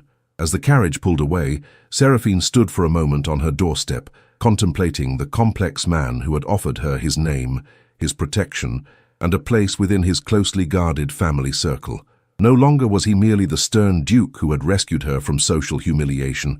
He was Alaric, a brother who had sacrificed years of his life to preserve his sister's future. The revelation did not simplify her decision. If anything, it rendered it more consequential. To refuse him now would not merely be declining a convenient arrangement, but rejecting a man of profound integrity and commitment. That evening, a package arrived from Ravensdale House, not the Duke's London residence, but rather his principal country estate. Inside, Seraphine discovered a slim volume, bound in blue leather, its pages filled with exquisite botanical illustrations. A note in the Duke's distinctive handwriting accompanied it. "Lady Lorne, during our conversation you mentioned your late husband's interest in natural philosophy. This volume of coastal flora was published by the Royal Society last autumn and may not have come to your attention. I thought it might serve as a fitting remembrance of Captain Lorne's scientific curiosity. I shall call tomorrow at 2, as arranged, for your response to my proposal. Whatever your decision, please know that my esteem for your character remains unchanged." Ravensdale Seraphine traced her fingers over the beautifully rendered coastal flowers, deeply moved by the thoughtfulness of the gift. The Duke had not only remembered her casual mention of James's botanical interests, but had selected a volume specifically connected to her late husband's naval career and scientific pursuits. This was not the gesture of a man proposing a cold business arrangement. It demonstrated consideration, attention, and respect for her past, qualities she had not dared hope for in a second marriage, should she ever contemplate such a step. She carried the book to her bedchamber, where she spent hours examining its illustrations and reflecting on the choice that lay before her. By the time dawn broke, casting pale winter light across her counterpane, Seraphine had made her decision. The Duke arrived precisely at 2 o'clock, as promised. He entered her drawing room with characteristic formality, though Seraphine thought she detected a certain tension in his bearing that had not been present during previous visits. "Lady Lorne," he greeted her, bowing over her hand. "I trust you are well today?" "Very well, thank you," she replied, gesturing toward the chairs arranged before the fire. "And most appreciative of the botanical volume you sent. It was remarkably thoughtful." He settled into the chair opposite hers, his posture perfect yet not entirely at ease. "I am pleased it met with your approval. Elara mentioned that your shopping expedition yesterday was successful." "Most productive. Madame Laurent proved as talented as her reputation suggests." Seraphine paused, then added with gentle directness, "Though I believe neither of us wishes to spend our limited time discussing fashion." A brief smile touched his lips, the closest to genuine amusement she had yet observed from him. "Indeed not. You have always possessed a refreshing directness, Lady Lorne. It is among the qualities I find most admirable in your character. As you have demonstrated similar directness in our interactions, I shall continue in that vein," Seraphine replied, folding her hands in her lap to conceal their slight trembling. "I have considered your proposal with the seriousness it deserves." The Duke's expression remained composed, though she noted a subtle tightening around his eyes. "And have you reached a decision?" "I have." Seraphine drew a steadying breath. "Before I share it, however, I wish to ensure that we understand each other completely. You offer marriage based on mutual respect and compatible temperaments, with the possibility, though not the requirement, of deeper attachment developing over time. You seek a duchess to manage your households, assist with your sister's introduction to society, and potentially provide an heir. Is that an accurate summary?" "It is," he confirmed, his gaze steady on hers, "though perhaps incomplete in one aspect." "And what might that be?" "I also seek a partner," he said quietly, "someone with whom to share both responsibilities and satisfactions. Someone whose judgment I trust and whose company I value." These considerations extend beyond the practical benefits I initially outlined. The admission, subtle yet significant, further confirmed what Seraphine had begun to suspect, that beneath the Duke's pragmatic exterior lay deeper currents of feeling than he readily expressed. "I appreciate your clarification," she said. "It leads naturally to a question I must ask before giving my answer. Why have you not remarried during these past 5 years? Surely there have been opportunities, women of appropriate rank and fortune who would have gladly accepted your title." If the Duke was surprised by her inquiry, he concealed it well. "There have indeed been such opportunities," he acknowledged. "I declined them because I observed in each potential match the same hollowness that characterized most aristocratic marriages of my acquaintance, alliances built on ambition rather than compatibility, maintained through mutual tolerance rather than genuine respect." He leaned forward slightly, his expression more open than she had yet witnessed. "Having seen my parents' cordial indifference to each other, I determined that any marriage I contracted would require more substantial foundation. When society's demands forced our retreat to Thornwick, the question became temporarily irrelevant. Upon our return, I found my standards unchanged, but my patience for social pretense significantly diminished." "And then we danced," Seraphine said softly. "And then we danced," he agreed, the memory reflected in his eyes. "A simple gesture that revealed more of your character than a dozen conventional courtships might have done. You accepted my hand, despite fear of further mockery. You moved with dignity among those who had scorned you. You demonstrated resilience where others would have shown bitterness. In those moments, I recognized qualities I had sought without truly expecting to find." His words affected her more profoundly than any practiced declaration of romantic sentiment could have done. They offered not flattery, but recognition, an acknowledgement of her inner strength rather than superficial attributes. "I am honored by your assessment," Seraphine said, her voice steady despite her quickening pulse, "and having considered all aspects of your proposal, including our brief yet meaningful acquaintance, I have decided to accept." For a moment, the Duke remained perfectly still, as though her words required careful processing. Then something in his severe countenance softened almost imperceptibly. "You are certain? I would not have you commit yourself without complete conviction."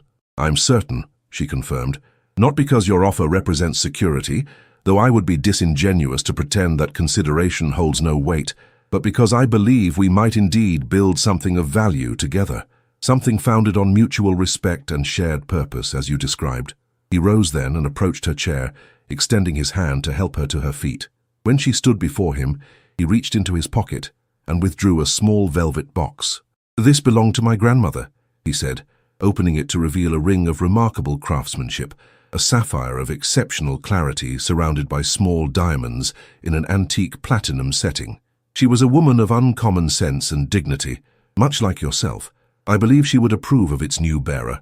Seraphine gazed at the ring, momentarily speechless at its beauty and significance. This was no hastily purchased token. It was a family heirloom, suggesting that the Duke viewed their marriage as a true union rather than a convenient arrangement. "It's beautiful," she murmured, as he removed the ring from its velvet nest. "May I?" he asked, holding the ring poised before her left hand. Seraphine nodded, extending her fingers. As he slipped the ring into place, a perfect fit, as though designed for her, she was struck by the solemnity of the moment. No witnesses, no grand declarations, merely two people entering a covenant with clear eyes and mutual purpose. "It suits you," he observed, his gaze moving from the ring to her face with evident satisfaction, "as I believed it would." Their hands remained joined, neither immediately pulling away from this first deliberate contact. Seraphine was acutely aware of his proximity, of the subtle scent of cedar that seemed to accompany him, of the unexpected warmth in eyes she had initially thought coldly assessing. "Alaric," she said, using his given name for the first time, "I shall endeavor to be worthy of both your trust and your grandmother's legacy." Something flickered in his expression, surprise perhaps, at the sound of his name on her lips, followed by unmistakable pleasure. "Seraphine," he replied, his voice deepening slightly, "I have no doubt whatsoever of your worthiness." The moment stretched between them, charged with potential. Then, with careful deliberation, he raised her hand to his lips and pressed a kiss to her knuckles, a gesture both formally proper and unexpectedly intimate. "We must discuss practical matters," he said, releasing her hand reluctantly. "The announcement, the ceremony, your removal to Ravensdale House. Yes, of course, she agreed, returning to her seat with a composure that belied her racing thoughts. Though perhaps we might first inform Lady Alara. I am to take tea with her at 3 o'clock, and I believe she would be disappointed to learn of our engagement through formal channels. The Duke smiled, a genuine smile that transformed his austere features with surprising warmth. You anticipate her reaction perfectly. She will be overjoyed. She has developed quite an attachment to you in remarkably short order. The feeling is mutual, Seraphine admitted. Your sister possesses a rare combination of enthusiasm and perception. She credits you with excellent judgment in people, though I suspect her own discernment is equally acute. It is, he agreed, resuming his seat opposite her, though occasionally overshadowed by her exuberance. You balance her well, another quality that recommends you for the role you have accepted. They spent the next hour discussing arrangements with practical efficiency. The Duke, Alaric, as she was learning to think of him, proposed a small ceremony at St. George's in Hanover Square within 3 weeks, followed by a brief honeymoon at his estate in Kent before the season commenced in earnest. Unless you prefer a longer engagement, he inquired, attentive to her preferences despite his evident desire for prompt resolution. Seraphine considered the question honestly. A longer engagement might allow for deeper acquaintance before marriage, yet it would also subject them to increased scrutiny and speculation. Given their unconventional beginning, perhaps the most dignified course was indeed to proceed directly to matrimony, allowing their relationship to develop within the privacy of established union. 3 weeks seems appropriate, she decided. Long enough for proper arrangements, but not so extended as to invite unnecessary gossip. My thoughts, precisely, he agreed, with evident approval. I shall speak with the vicar tomorrow and secure the necessary license. Special circumstances permit expedited proceedings when both parties are of age and fully consented. As their discussion concluded, the mantel clock chimed 2:30. Alaric rose, preparing to depart. I shall send my carriage for you at 2:45 to convey you to Ravensdale House for tea with Alara. If it meets with your approval, we might inform her together of our engagement. That would be perfect, Seraphine replied, rising as well. He moved toward the door, then hesitated, turning back with an expression of unusual uncertainty. There is one matter we have not addressed directly, he said, his tone carefully measured. The physical aspect of our union. Seraphine felt heat rise to her cheeks, despite her determination to approach all aspects of their arrangement with mature consideration. Yes, I meant what I said regarding mutual consent in all matters, he continued, maintaining a respectful distance between them. Marriage grants certain legal rights, but I consider moral obligation superior to legal entitlement. You need never fear unwelcome advances. The delicacy with which he addressed such an intimate subject, his evident concern for her comfort and agency, touched Seraphine deeply. I appreciate your reassurance, she said quietly. Though I entered my first marriage innocently, I am not ignorant of what matrimony entails. I accepted your proposal with full understanding of all its potential dimensions. Something kindled in his gaze, a controlled heat that suggested passion carefully governed rather than absent altogether. Understanding is one thing, he said, his voice lower than before. Desire quite another. I would have both present before our union is fully consummated. The distinction, so honestly expressed, revealed yet another facet of the complex man she had agreed to marry. Not merely practical, dutiful, and honorable, but also considerate of her emotional readiness for physical intimacy. It was a consideration few husbands would think to offer, particularly in a match founded primarily on compatibility rather than romantic attachment. Thank you, she said simply, unable to articulate more fully the effect his words had upon her. He bowed, his formal courtesy returning as their personal discussion concluded. Until 3 then, Seraphine. Until 3, she echoed, watching as he departed with his characteristic measured stride. When the front door closed behind him, Seraphine found herself staring at the sapphire now adorning her left hand, visible evidence of the extraordinary turn her life had taken in mere days, from scorned widow to future duchess, from social isolation to family connection, from empty existence to purposeful partnership. The transformation seemed almost too dramatic to be real. Yet the weight of the ring upon her finger was tangible proof that she had not dreamed the Duke's proposal, nor her acceptance. By this time tomorrow, all of London would know that Lady Seraphine Lorne was to become the Duchess of Ravensdale, a social elevation that would confound every whisper, silence every mockery, and rewrite her story in ways she had never dared imagine. For the first time since receiving news of James's ship, Seraphine faced the future not with resignation, but with genuine hope. Ravensdale House stood in imposing grandeur on Grosvenor Square, its Portland stone facade speaking of centuries of aristocratic lineage. As the Duke's carriage delivered Seraphine to its imposing entrance, she felt a momentary flutter of apprehension.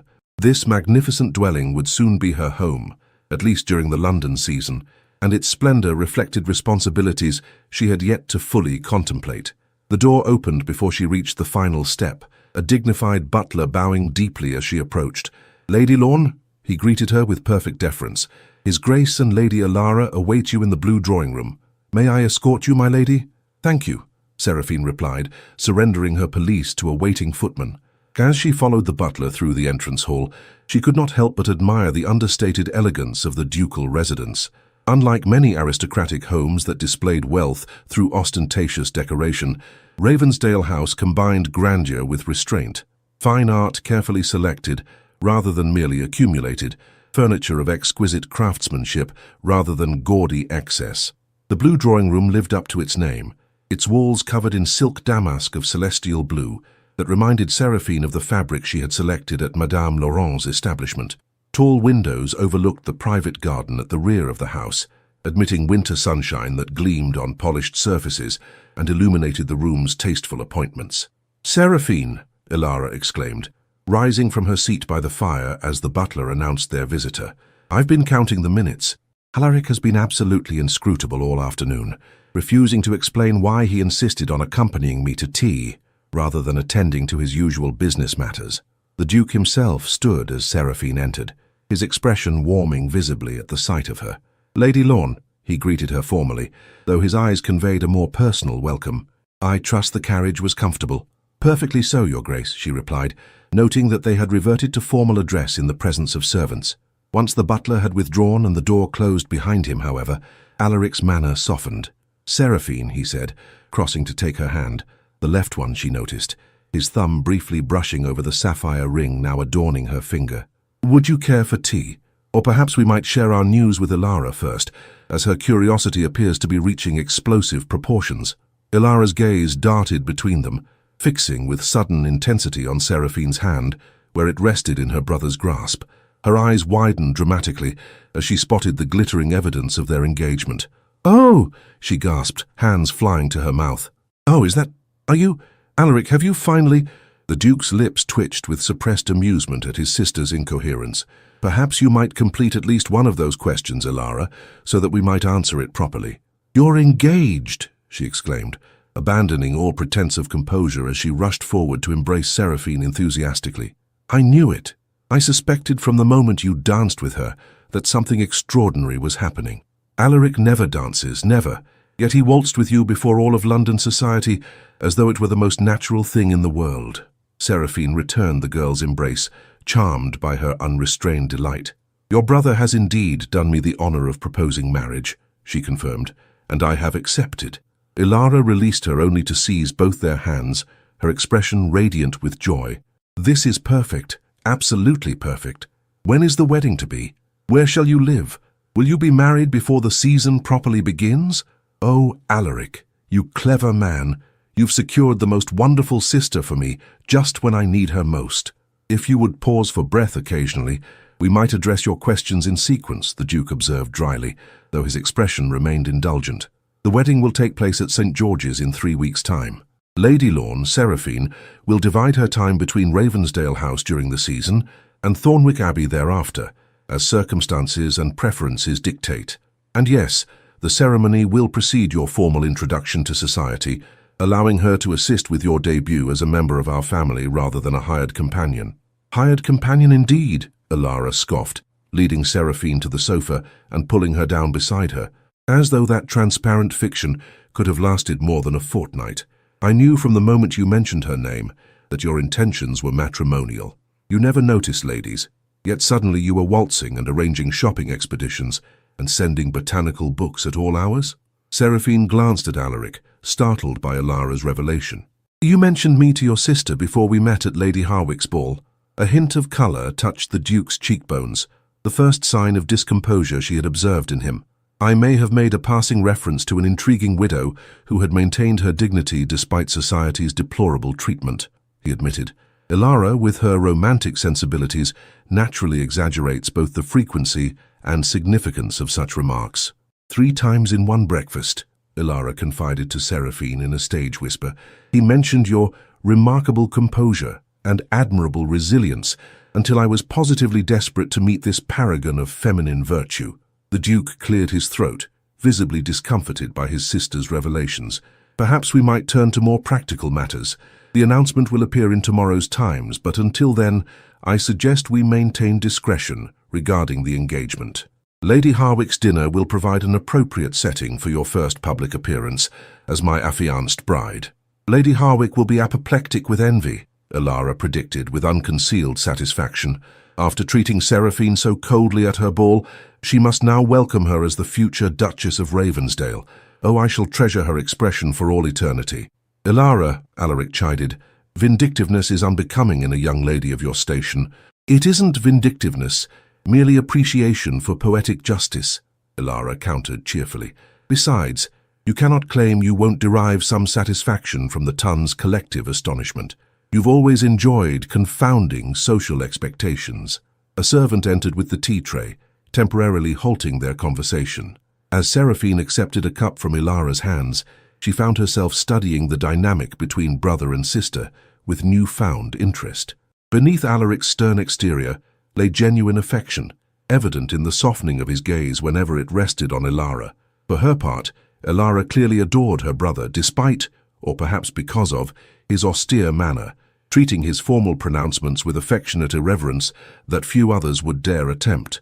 Soon Seraphine would be part of this close family circle, not an outsider or temporary visitor, but a permanent member with her own place in their tightly woven bond. The realization was simultaneously daunting and deeply appealing. You've gone quiet, Seraphine, Ilara observed, touching her arm gently. Are you well? Has my enthusiasm overwhelmed you? Alaric often says I have all the restraint of a spring tornado. I am perfectly well, Seraphine assured her with a smile, merely absorbing the reality of this new chapter in my life. A week ago I stood alone in a corner at Lady Harwick's ball, invisible to all save those who wished to mock my solitude. Today I sit in Ravensdale House, engaged to be married, with a future far different from anything I might have imagined. Life's most significant turns often come unheralded, Alaric said quietly, his gaze meeting hers across the room. A single waltz can alter destinies. The simple statement, delivered in his characteristically measured tone, held layers of meaning that touched Seraphine deeply. Neither of them had entered Lady Harwick's ballroom expecting to find a spouse, yet that evening had set in motion a series of events that would join their lives permanently. Indeed it can, she agreed softly. Now we must plan, Ilara declared, breaking the moment of quiet understanding between them. The wedding may be small, but it must be perfect. Seraphine will need a trousseau. Oh, I shall accompany you to Madame Laurent's again tomorrow to order your wedding gown. And we must discuss the guest list, the flowers, the music. Ilara, Alaric interrupted, his tone gently restraining. Perhaps allow Seraphine to finish her tea before inundating her with wedding preparations. She has had precious little time to adjust to her new circumstances. Seraphine appreciated his consideration, though she found Ilara's enthusiasm more heartening than overwhelming. After years of solitude, being the focus of such genuine care and attention felt like stepping from shadow into sunlight, briefly dazzling, but ultimately warming. I welcome your assistance with the preparations, Ilara, she said, patting the girl's hand. Though perhaps we might begin with more modest considerations than an entire trousseau. The wedding gown would be an excellent start.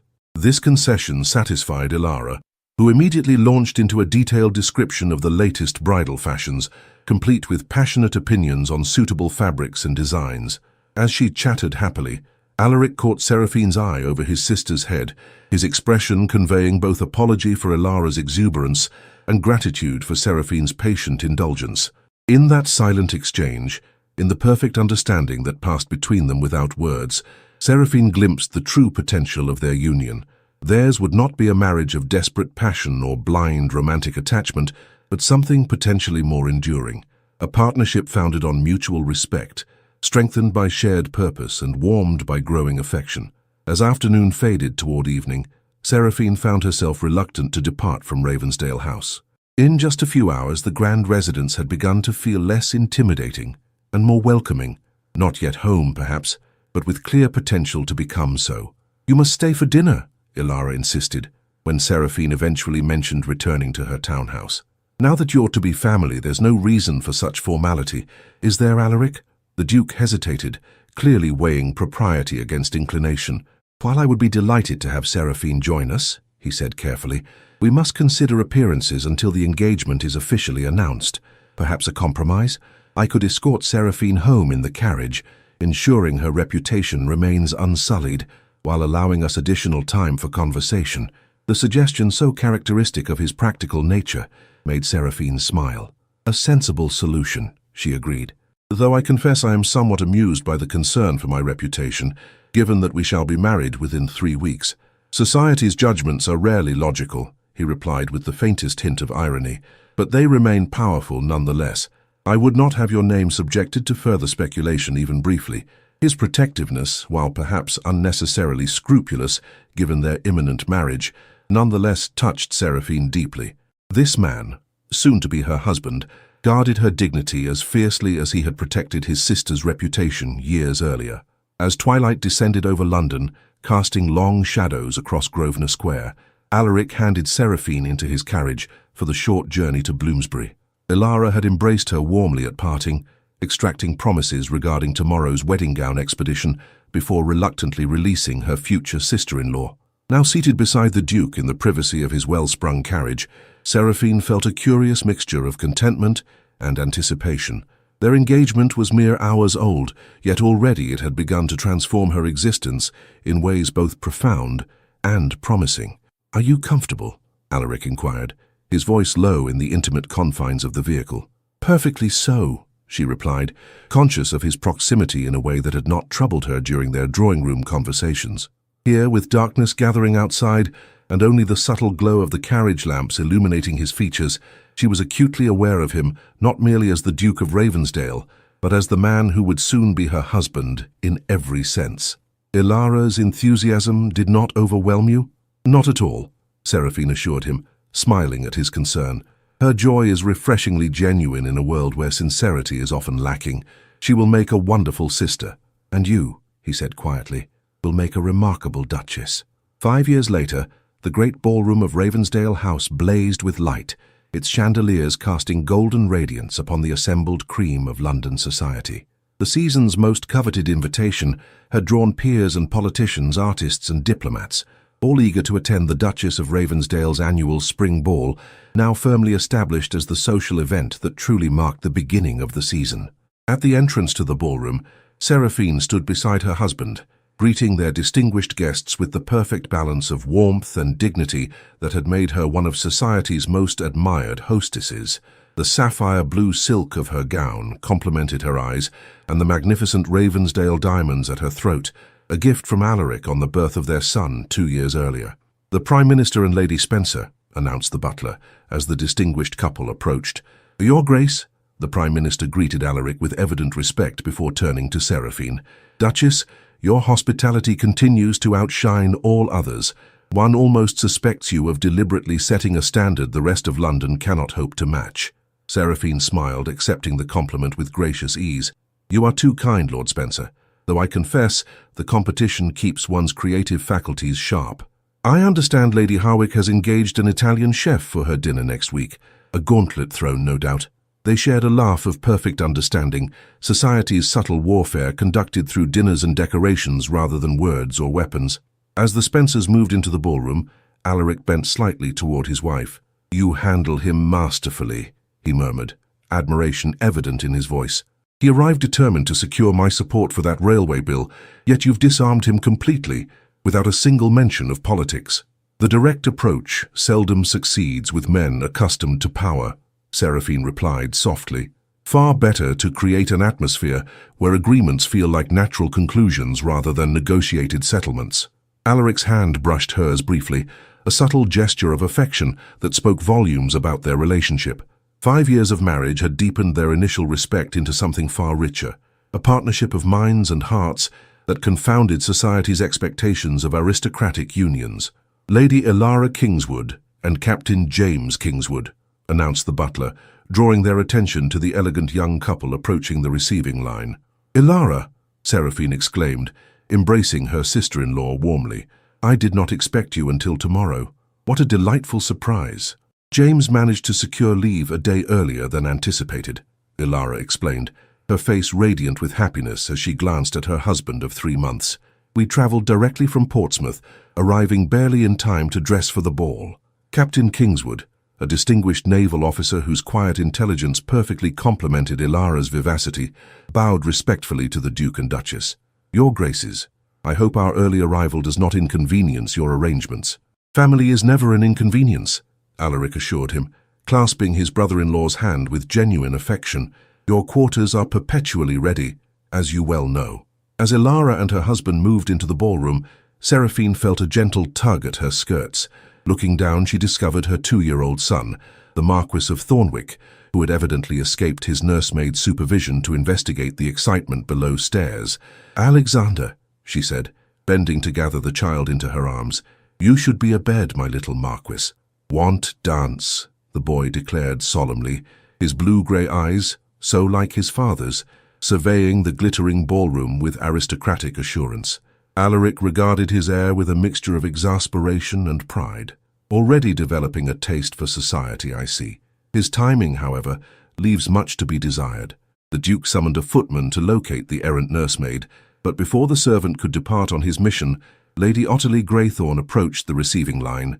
5 years had added subtle lines to her once flawless countenance, though her beauty remained undeniable. "Your Graces," she greeted them, her gaze lingering on Alexander with poorly concealed envy. What a charming domestic tableau, though perhaps unexpected in such a formal setting. The barb was delicately delivered but unmistakable, a reminder that even duchesses should maintain proper distance between their maternal and social roles. 5 years earlier, such a comment might have wounded Seraphine deeply. Now secure in both her position and her happiness, she merely smiled. "Children have a remarkable instinct for moments of significance, Lady Greythorne. Alexander clearly wishes to witness the waltz that opens our ball, a tradition that holds particular meaning for the Duke and myself." Lady Ottilie's smile tightened almost imperceptibly. How sentimental. Though one might observe that sentimentality is the luxury of those whose positions are unassailable. "Indeed," Alaric agreed with deceptive mildness, "much like kindness. I have always found that true security enables generosity of spirit, while uncertainty breeds less admirable qualities."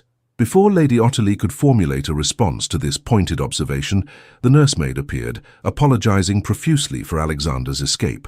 The boy protested briefly as he was transferred from his mother's arms, but Seraphine whispered a promise that soothed his disappointment. "Tomorrow you shall dance with me in the morning room," she assured him, "a private ball for the Marquis of Thornwick." As Alexander departed with his nursemaid, Seraphine turned to find her husband watching her, with that particular expression she had come to cherish, a look of quiet wonder, as though even after 5 years of marriage, he sometimes could not quite believe she was truly his. "It is almost time for the opening waltz," he observed, offering his arm as the last of their guests were announced. "Shall we maintain tradition, Duchess?" "Always, Your Grace," she replied, placing her hand upon his sleeve. Together they moved to the center of the ballroom, the assembled guests parting before them with murmurs of appreciation. The Duke of Ravensdale and his Duchess had become London's model of aristocratic marriage, respected for their dignified public comportment, admired for their intelligent conversation, envied for their evident contentment. As they took their positions for the waltz, Seraphine caught sight of Lady Harwick, watching them with undisguised fascination.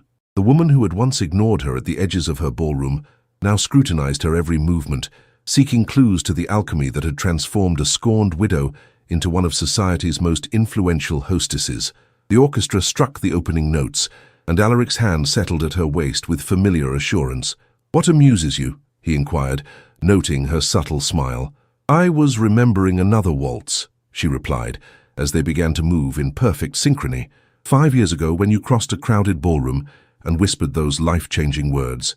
His expression softened with shared recollection. "May I have this waltz?" he quoted softly, guiding her through a graceful turn. "The question that altered everything," she agreed, "though I did not realize then how completely my life would transform." "Do you ever regret accepting?" he asked, his voice pitched for her ears alone, despite the certainty she imagined he felt regarding her answer. "Not for a single moment," Seraphine assured him, her gaze meeting his with perfect honesty. "You offered partnership and respect, Alaric, yet gave me so much more. Love was not in our original arrangement, yet here it stands between us, undeniable and precious." Something flickered in his eyes, a vulnerability few would believe possible in the stern Duke of Ravensdale. "I did not promise love," he acknowledged quietly, "because I feared presumption. Yet it grew nonetheless, taking root in soil I thought barren after years of duty and restraint. The waltz carried them past glittering couples and admiring observers, yet in that moment they might have been alone in the vast ballroom. "Some crops require no cultivation," Seraphine replied, her voice warm with emotion. "They flourish naturally when the ground is properly prepared." His hand tightened slightly at her waist, a silent acknowledgement of her metaphor's truth. They had indeed prepared fertile ground through respect and honesty, allowing deeper feelings to develop organically rather than forcing sentimental declarations before their time. As the music swelled toward its conclusion, Seraphine glimpsed Ilara dancing with her captain, their mutual adoration evident in every glance. Nearby, young Alexander had escaped his nursemaid once more and stood watching his parents from behind a marble column, his expression one of solemn fascination. The final notes of the waltz sounded, and Alaric bowed formally before her as protocol demanded. Yet as he straightened, he spoke words meant only for her. "May I have every waltz, Seraphine, for all the nights that remain to us?" The echo of his proposal, refined now by years of deepening affection, brought unexpected tears to her eyes.